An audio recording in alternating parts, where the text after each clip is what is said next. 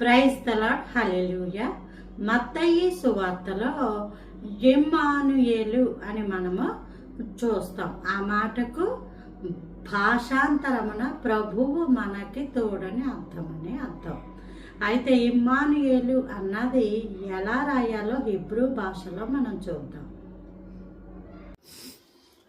ఆయిన్ మేం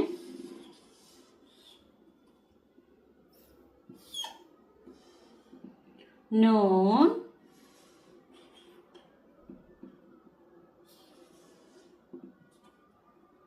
ఆలెఫ్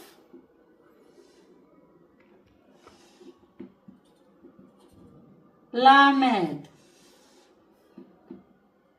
I no sound ఐ కిందది. మేం ఎం ఏ నూన్ యాన్ యూ. ఆలెఫ్ నో సౌండ్